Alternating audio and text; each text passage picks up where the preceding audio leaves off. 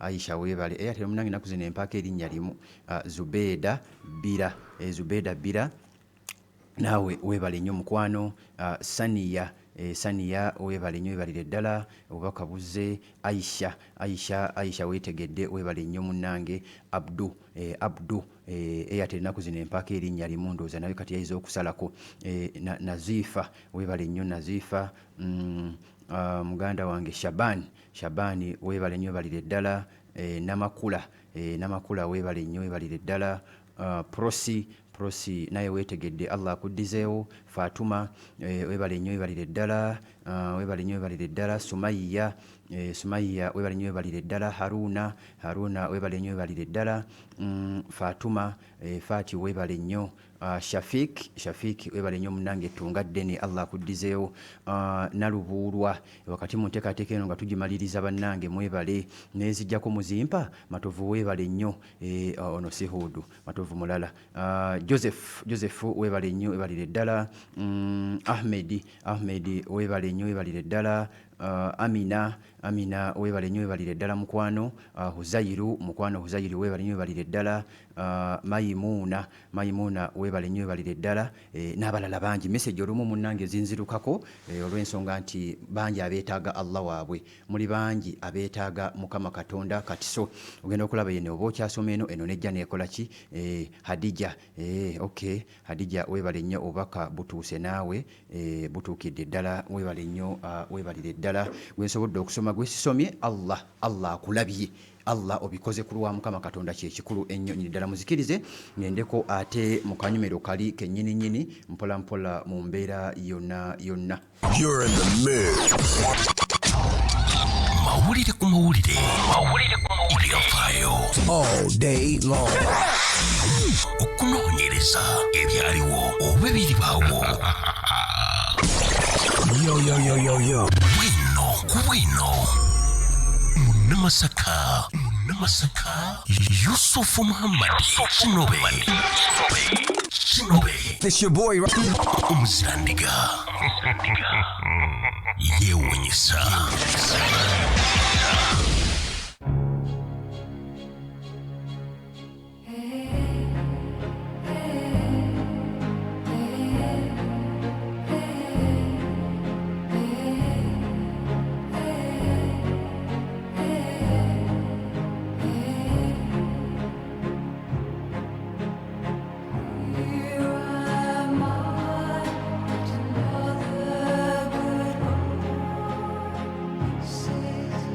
Okay, ali ku Pale FM ali kukula eri omuntu wa bulijjo webale nnyo ddala muganda wange wenna eyasalawo n'ogamba nti kambikole eyasalawo n'ogamba nti muganda wange obikola ku lwa Mukama Katonda abasaddaase Saara Mpiima mukwano Saara Mpiima obubaka butuuse webale nnyo gompa n'enzijjako Allah akuddizeewo muganda wange obubaka buba butuukira ddala n'abala bangi bannange mwebale nnyo abasaddaaka nga mukikola ku lwa Mukama Katonda eyakatuuka tuli mu nteekateeka tugifundikira tukikola ffe ababeerako ku makya ffe twetise mwetisa ababeerako ku makya mwetisa ekintu kino kati mwe mukiri mu ttaano zammwe nga temunakikwasa bali abetuli omukeeze mukyetikkire ddala nga musindika obubaka bwammwe musonda ssente za masjidi jamba ku 0777 kyonna ky'oba osobodde 0777 11 79 23 0777 11 79 23 eri mu mannya Gasozi Muhammad Haruna ate Airtel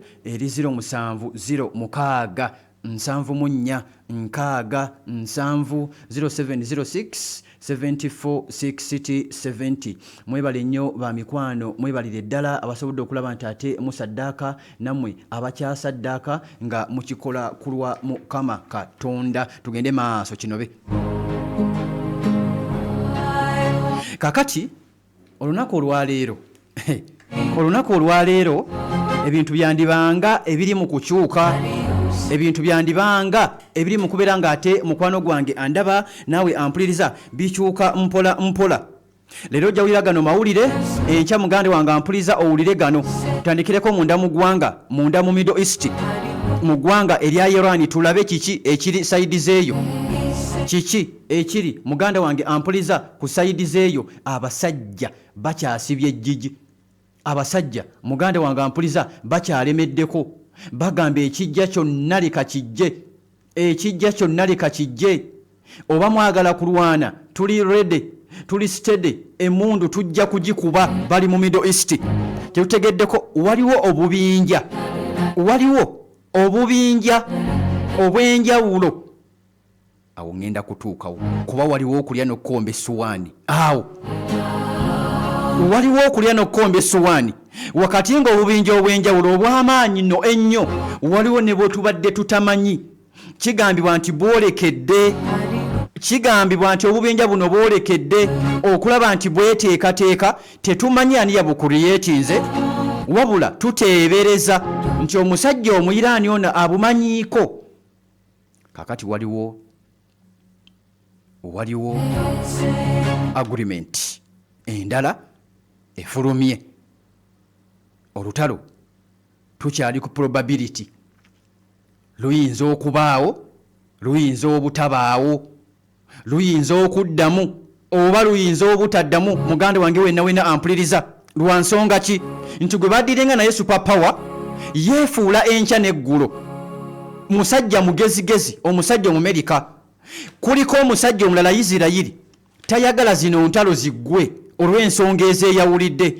Ensonga emu ku zo, ono Omumerika wakkiriza Irani entalo, Isirayiri wakkiriza Irani ne biggwera kati, ne biggwera wano, ne biggwa weebiti. Irani agenda kinagguka. Isirayiri tasobola kukkiriza Irani babeere nga bakulembera amawanga ga Middle East, nga bakulembera babiri. Bataata baagala taata omu mu maka. Kakati Netanyahu afiirawo. Ekyokubiri, tayagala zino ntalo ziggwa olw'ensonga kasita ziggwa ziti waliwo emisango. Obadde okimanyi nti boolekera kalulu? Obadde okimanyi nti mu Isirayiri boolekera kalulu? Ngenda kutuukawo. Maama omusajja bandi musulika Benjamin Netanyahu bandi musulika ab'eggwanga lye lyennyini lyalimu. Bennett afuuse ekizibu. Naftali omusajja amufuukidde akayinja mu ngatto. Yavuddeyo n'agamba n'okugamba mwagala kunzita aba pate eya Benjamin Netanyahu, wabula agamba kuluno mbatwala basajja mmwe tugenda kuyingirayo, tuddeko munda mu ggwanga erya Iran. Ndaba wano proposal kakati egenda esalibwa. Osizirako mukutu gwa Al Arabiya TV evuddeyo bafulumizza ebigambibwa tebannaba bifulumya official. Trump yakomye kwogera statement olunaku lwa Jakawungeezi ng'ategeeza agamba nti bali mu nteekateeka ez'enteeseganya. Bali mugezao kulaba nti ate muganda wange andaba naawe ampuliriza bamaliriza bino eby'entalo biggwe. Wabula mu zino z'endaba ezisuubirwa, Irani bye yabagamba waliwo ebirimu, n'Amerika byesaba waliwo ebitaliimu, nga bonna enjuyi bbiri zonna zibadde zirayira. Trump ng'alayira akuteeza agagamba nti nze nga nuclear temunaba kumuleeta sigenda vaawo, nga temunaba kuleeta nuclear awo sigenda kuvaawo. Nga ne Iran egamba nange nga totuukiriza bino ndi ready osigala nga nnwana, ndi ready okusigala nga nkuba enkebete.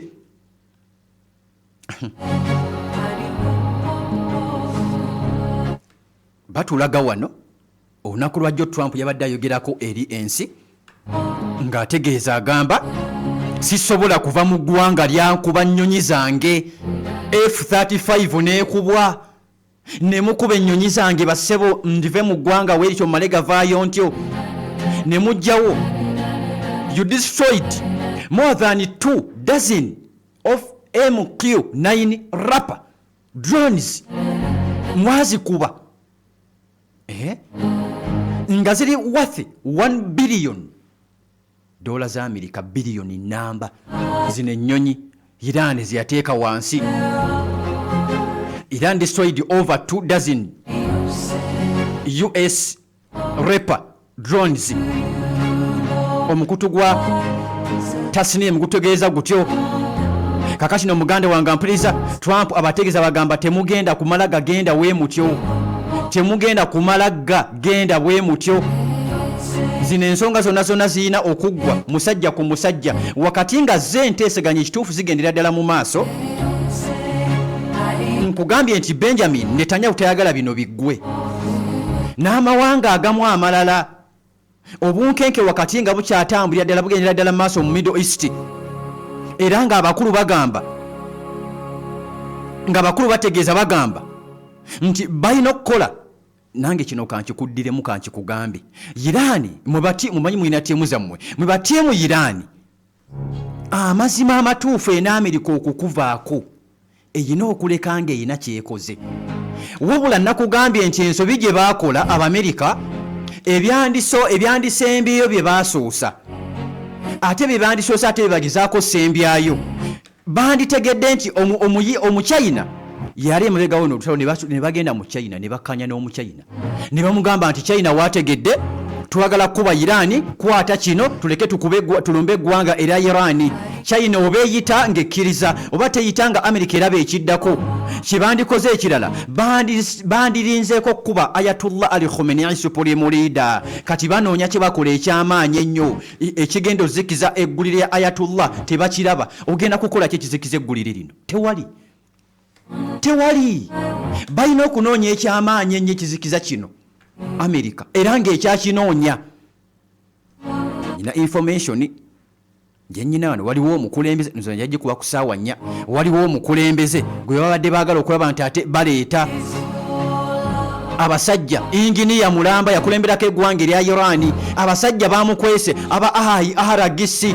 Amerika egamba tumunoonya tetumulaba tumunoonya twagala mufula pulezidenti wa ggwanga lya Irani nga tusse Ayatollah ne Bamasuudi bonna nga tubasse tumufule pulezidenti omusajja kati bamukwese aba Aragisi aliko security musajja mugezi nnyo inginiya wa Nnyonyi mulamba era asomesa nja kumukuwaako naye kakati obunkenke obuli wali.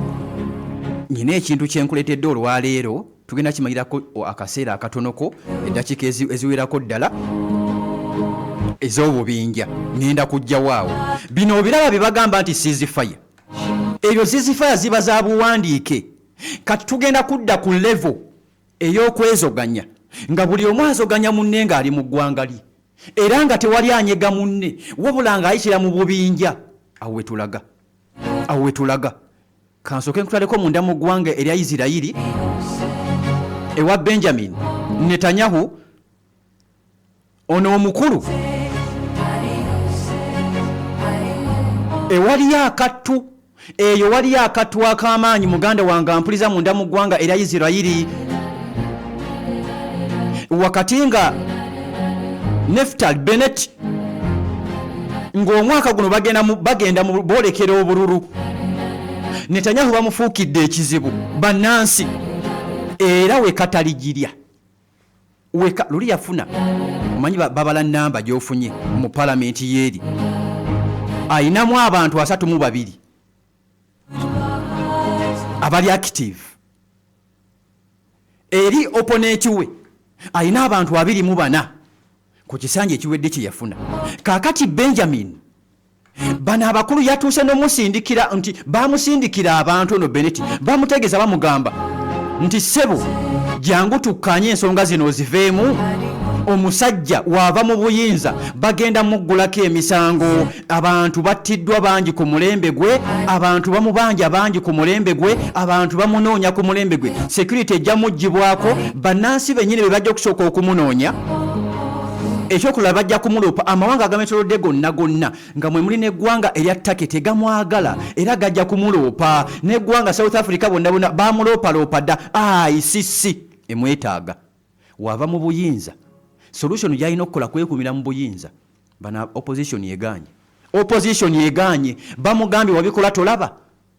Kati obunkenke obuliyo era Naftali avaayo ategeeza ensi yonna n'agamba nti atambulira mu kutya.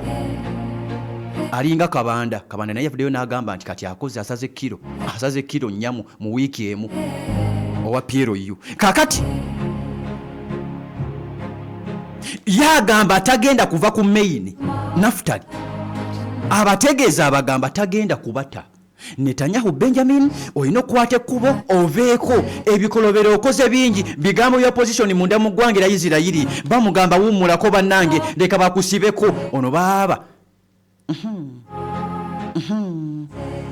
Yusufu akadde kadduka gendako kakati wuliriza kino gwe muganda wange ampuliriza omupiira bano abakulu nkugambye oyinza obutalaba America direct because weekend yetukuba emabega egezezzaako okujja direct ekube sumagiza Russia Putin Vladimir weyalasitukanga agenda munda mu ggwanga lya China n'alabula n'abagamba nno mmwe bagenda kubalumba era America yabadde yagala kukuba bajenerali ne engineer ne judge nga baagala kumukubiramu kuba kati nga atakyalina makulu ngenda kuwa ensonga nkusuubiza mu inside story wenjo kuwa ensonga ezo kakati ali ku Pal FM nga baagala kutta bajjeno kubanga bategedde nti kati olutalo weruddamu ayaragisi amaje agataliiko bwannannyini nga go gaggwanga ag'eggwanga erya Iran geegali mu kintu kino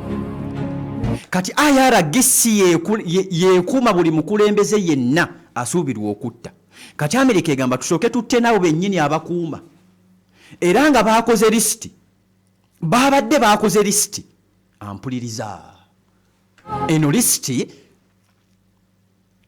abakulu bandibanga bagifunye nga Amerika bano Galibafu sipiika ku lisiti kwali president Bamasudi ku lisiti kwebali aragakye yabadde amakulu genga gaweddewo abasajja nga baagala kubamiza musu abasajja bali ku security ey'amaanyi kakati ebyo nga bikyali awo era nga bikyasoboka tugenda ku level ey'obubinja wano mu Uganda tembumanyi nti bubeerawo akadde katuuka buli muntu ayina eggaali kati tugenda ku level ya gaali mu lutalo wali ayina eggaali yagenda okuyita wano ku level wetulaga kubanga Amerika egenda kukwata ekkuba eddeyo esindika eggaali yasooka neekwata ensimbi neziwa eggaali eyo yabakurudi bali munda mu ggwanga lya Iraq eggaali y'abakurudi babba ssente za Trump bawe eggaali eno ebyokulwanyisa ne ssente eggaali yakutte ebyokulwanyisa n'ebiwa eggwanga erya Iran nemugamba bibyamma mulwane neekwata ssente nezirya Trump anoonya eggaali Trump aginoonya tagiraba tamanyi wata anti eggaali okuba bukubi ssimu n'ogiwaayo zoziwadde bo ne bakola omulimu kati tugenda mu ggaali wetulaga ng'entalo bawumuddemu Isirayiri ali mu ggwanga lye Irani ali eno Amerika ali eri ayina eggaali yayitawo wetulaga leka wembankuwa eyo eggaali eyo yali ekozeeko omulimu munda mu ggwanga erya Isirayiri leka ntandikire eyo wabula muganda wange ampuliriza kino nkikusaba busabi wakati ku Lwokutaano luno eyakajja waliwo enteekateeka y'okusonda akasente tuli mu kuzimba masijidi Jamba njagala mumpe kyonna buli omu kyolina ku ssimu nga weebaza Pal FM okukola emirimu gyekoze tusonde ffene wawuliza ne Pal FM tusondere abantu bano bazimba omuzikiti masijidi Jamba 125 mutwalo kyonna kyolina nkuwa enamba ya MTN 0777 11 7 23 0777 11 79 23 eri mu mannya ga Sozi Muhammad Haruna ate Airtel eri 0706 74 6 0706 74 60 70 eri mu mannya ga Pal of Africa Radio mpacho nacho olina n'ebitaano bimpe n'enkumi ebbiri zimpe kyonna mukwano gwange kyolinako osobola okulaba nti ate muganda wange okimpa katujyewo lumunono tugende munda mu ggwanga era Isirayiri kye baakola Isirayiri eggaali era Isirayiri agimanyi era yaginoonya n'agitta bannaffe abaroyo Hiras bagamba nti muganda wange amajani ga azima n'amajani ga salusa weegali atawanyizibwa olwadde bwa alusazi ofuyisa buli kaseera olumizi wange ofuyisa olina infection olina prostate omugongo gukuluma magulu galuma mutwe guluma kamunguluze tobitegeera gwe munanga alina emyaka 4 okudda wagulu gano galina okuba mu nnyumba yo ne watowulira bulwadde bonna galina okuba mu nnyumba yo mukwano gwange kyenkugamba nkimanyi jangu bakuwe amajani ga azima alusa ziwone gwe omukyali yakazaalako bwasindise bakusaze busazi jangu gula amajani gakulongose mu lubuto okitegedde mukwano gwange ampuliriza kati abaami balina kye bayita royal honey kano kabisi ng'onuuna kanuune leero Friday Sheikh waali agamba nti okumulaba ku bwereere mubisi gwennyini nawe yabula mugenda bakwongere akabisi ebintu byakwejjanja bagamba bakuvaako oteredde mubisi baguyita gwa royal honey balina kye bayita royal extra kanono nga munnange ko kava Tanzania ko kakunywa bunyike Tanzania direct ayongeramu yali n'ekimu ekye Uganda agamba nti ko ke Tanzania nanti bamanyi mu kutawula eddagala bana ba Tanzania nabo bakafulu kati balina kano ko kakusigako busiizi nako osiga busiizi gwe n'osirika bannaffe ba royal healers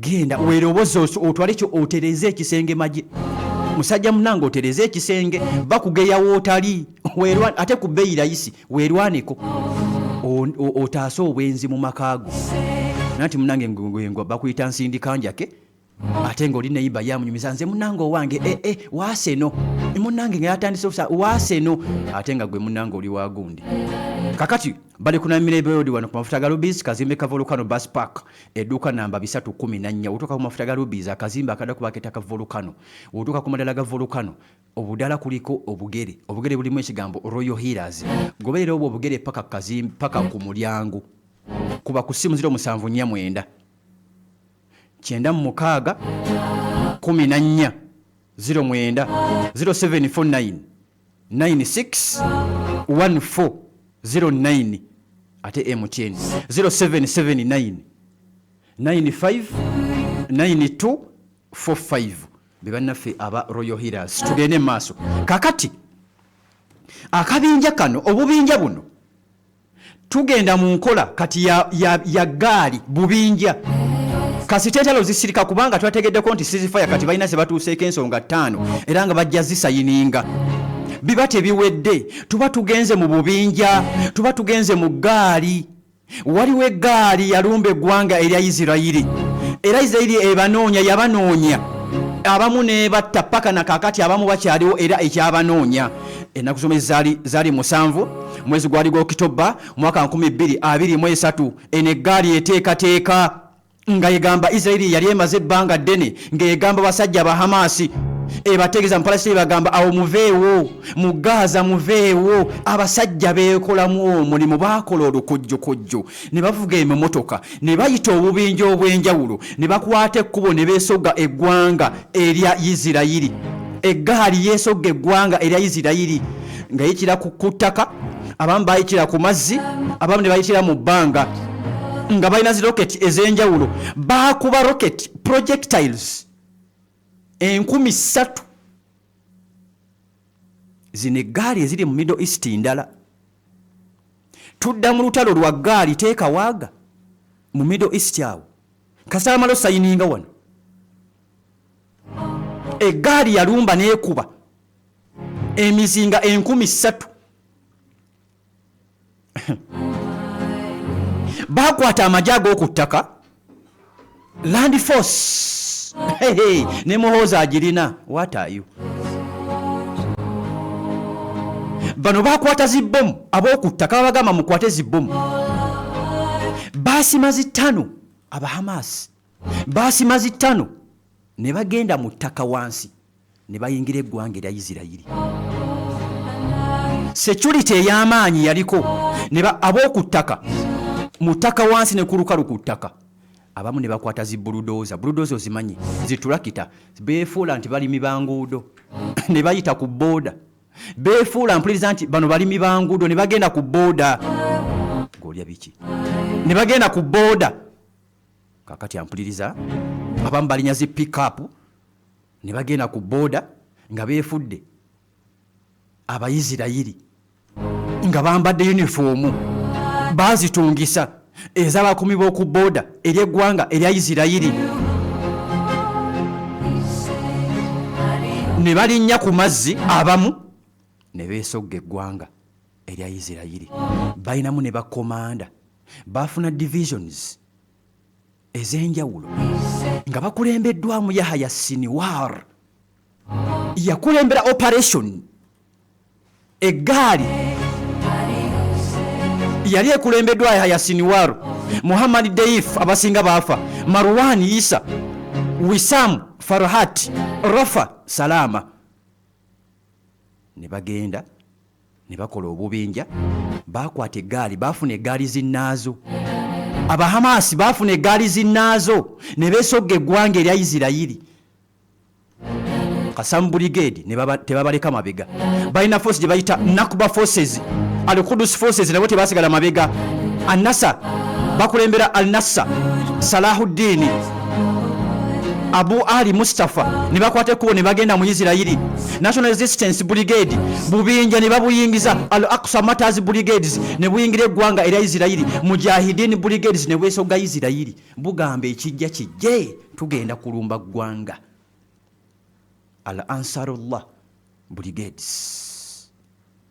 N'Abapalestine bannansi. Kyova olabanga abakulembeze b'amawanga ag'enjawulo bakuuma nnyo zi booda. Beesogga eggwanga. Era ekikubya Palestine okuva 2023 yadde byali byatandika dda, ze zimu ku zino ensonga. Abasajja bayingira Isirayiri, abasajja baali 600.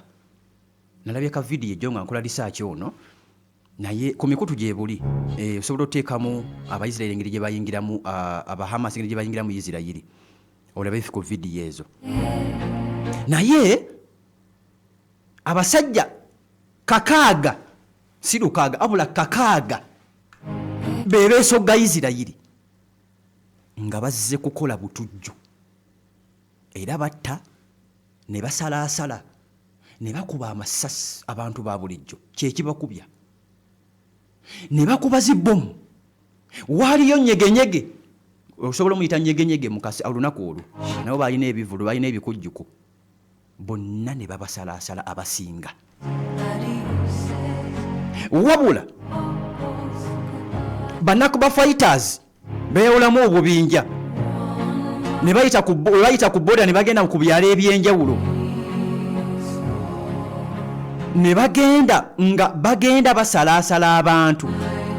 Baasala abantu abasoba mu 2,000 ne babasalaasala, ne bakasuka rocket launchers 1,000 n'okusoba nga beesozza eggwanga erya Isirayiri. Kyekibakubya. Abantu 1,000 mulamba baavawo n'ebisago eby'amaanyi, era abamu ne battibwa,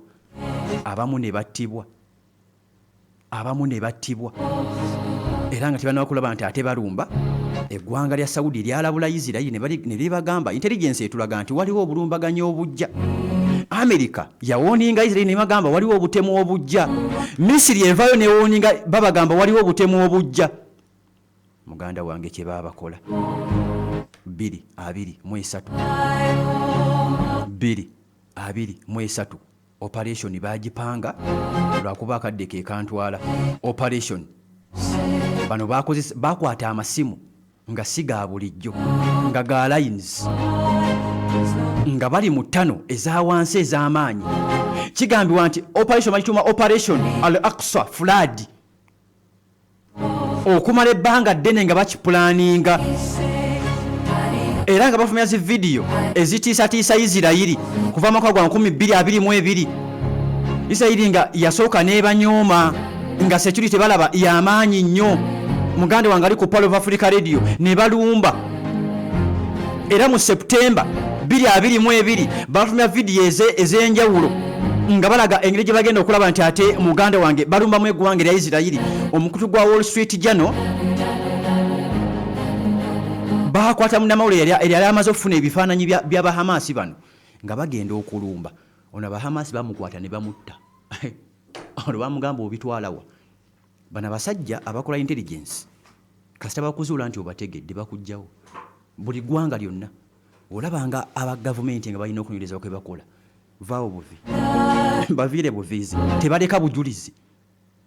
New York Times yafulumya amawulire ne bagamba Yahya Sinwar ayina kyabala. Ne batawulira babalumba ne babattira abantu baabwe enkuyanja y'abantu yafa ekituufu.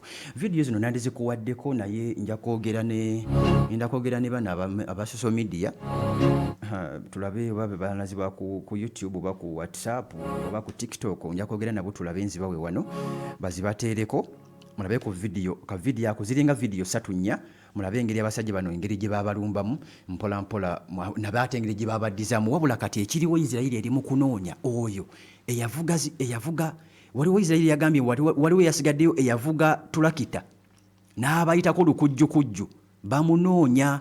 Baaliko abasajja babiri, omu bamusanga street ne bamutta. Abasajja balina intelligence bamutta. Kati banoonya oyo bagamba nti ali mu parasitayi munda. Era Isirayiri egamba nti tumunoonya. Yakulemberamu yali mukono gwa Yahya Sinwar, ono yafa. Bagamba tumunoonya. Era ze zimu ku nsonga ezirumbya ab'eparasitayini ze zibakubya. Ze zimu ku nsonga ezibagobya mu Gaza, yadde nga n'ensonga endala gye ziri nnyingi. Eyo waliyo zittane ez'amaanyi zayambako ne bayingira eggwanga lya Isirayiri ne basanjaga ne basalaasala abantu. Netanyahu agamba nja kubakuba era agamba nja kubamalawo. Kakati eggaali ng'ezo ze nkugambako ze ndeeta ku ssaawa 4. Olutalo okugambye Middle East bwe luva mu kukaanya biba tebiwedde, lugenda kudda mu ggaali obubinja obuli eyo. Kakati njagala nsooke nkwerekerezeemu ne bannaffe aba Naim Islamic Kinder Care Nursery and Primary School liri wano Wakiso Senge. Omuzadde munnange toddamu nakumenyeka walala wonna wonna. Naim Islamic Kinder Care Nursery and Primary School, omwana wo munnange avaayo ng'amanyi munnange bino ebyeddiini Kinder Care balina kindergarten bagirina, nursery weeri, primary weeri, olulabu balusomesa eddiini, esola bazisaala, edduwa bazisoma byonna edduwa z'abazadde ez'okulya emmere zogenda mu toilet zonna bazisoma, oluzungu balusomera ddala, abaana babayigiriza swimming, school vans weeziri, omwana tamenyekamenyeka byonna ebyo nti ataata alinye ku bodaboda van weeziri. Omwana wo munnange bamuteekateeka mu nteekateeka ey'enkizo. Omwana we agenda okulaba nti ataakula ng'empisa ez'omu bantu azirina, ng'eddiini alimanyi munnange ze alifu yasawuna abimanyi byonna ku Naim Islamic Kinder Care Nursery and Primary School wane Senge Wakiso. Abali saidize bannange mutwala abaana bammwe eyo. Kuba ku simu 0702 16 16 72 oba WhatsApp 0706 72 74 47. Ye Naim Islamic Kinder Care Nursery and Primary School. Ku ssaawa 4 tugenda kwongera maaso tulabe ku ggaali ezo. Era tutegeddeko nti Irani wakati ne Benjamin nabo balina eggaali ez'ekyama ze tutannaba kumanya. Intelligence ani azituwadde? Omusajja omutake yategeezeza nti waliwo eggaali obubinja obuli mu kumerukawo mu Middle East, era bagamba muwegendereze awo gaali yeddako. Muzikirize kwase kasekende wadoloze eggaali ziri wano mu Uganda wokka. Eggaali ziri mu nsi yonna. Eggaali mu nsi yonna gye ziri. Mweziri. So kati kwebereramu. Waliwo abantu abamu nkedde wano ngenzo olaba omuntu yantaddemu egambe etya tiimu Arsenal fans. Ayagala ki oyo? Akwagaza ki? Nakati nkyamwewunya naye simumanyi. Wawano sitaafu oba ngenzo okebera mu gundi eyo ndaba siina gwe mmanyi. Yasinzidde ku naye simanyi namba gye yagijje naye se bwe yantaddemu tiimu Arsenal fans. Tamanyi nti ku makyaga nayinza okundwaza. Waliwo yabadde omwogezi wa maniyo Rain yagamba nti Arsenal wetwali abasawo baali bamukebera olunaku olwo teyali bulungi mbwajja kwesoga NRM. Naye yagambye kituufu ayinza okubakolo teyali bulungi. Manyi oluusi oyinza okukola ekintu abasawo bagenda okukebera oluvannyuma ne bazuula nti embeera wali otatagenziddwamu. Ndabye NRM eyinayo seeke ku Sande kiggwa ku olwo mukyala n'abaayo. Mukyala Anita vice chairman era abayina okubeera yanti ate kati batugamba ali mu gundi bamugira. Muzeeyi yamugamba mu State House nti ddako ewaka owummule. Bwabadde abadde mu kuwummula era ng'alinga house arrest. Sijja giyita house arrest naye ng'oba oli awo kyogaba balina muzeeyi alina kugamba nti tukuyise jangu obeerewo. Era kubeera chairman kuba kati essaawa zino kyemanyi si yateesetese kubanga abadde emirimu gyeguni tebagimugana egy'ekibiina katulinde ate nno kigenda kulaga ekyamaanyi nga tabaddeeyo kigenda kutulaga ekifaananyi ekinene ennyo ayinza okubeerayo wakati nga bennyini ate bagenda okutula be bamunoonyerezaako kuba opposition si ye bamunoonyereza ku bya paalamenti si bya kibiina nga juzi batugambye ne bakiraaka mu paalamenti abo n'abakulemberawo bagambye nti takyakkirizibwa na kugenda ku ofiisi n'okugjayo ekintu kati amala kuwandiika antanafunayo ofiisi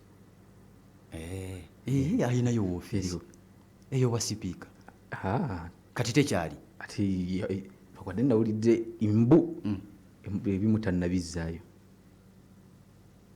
babimulekere yasoose obutazaayo waliwo abatazaayo balala waliwo yalemera emmotoka mu Lukwago baagira bamugamba leeta emmotoka Lukwago baagimuggyako yagiwaayo baagimuggyako baadi gimulekedde obuntuutu ngaobwo obuleka kati amateeka gayinza okuba tegannakyusibwamu tebamuwona kasiimo Lukwago wekabajje kali abajja kafuna nyina ekintu ekinsanyusa ku bannaffe abatali basiraamu father oba omusumba oba pasita obaani waba awummula ekyo baba bamusondera ne bamuwaata ekintu emmotoka ennene oba amaka amanene ekintu ekyo kinsanyusa nnyo lwaki kuba n'abafuzi bano tebakoppa enteekateeka eyo father oba munnaddiini eri tebaba ku musaala onaabaako omusaala gwafuna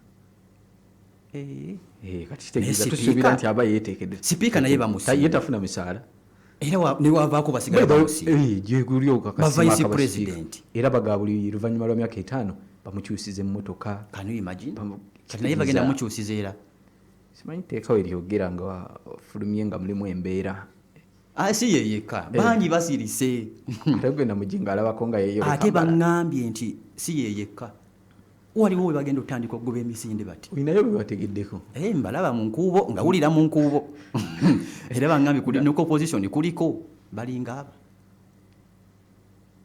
ate kino otegeeza ki wamma tujja tandikirawo ku ssaawa 4 nze kankute mbeere bulungi era mweraba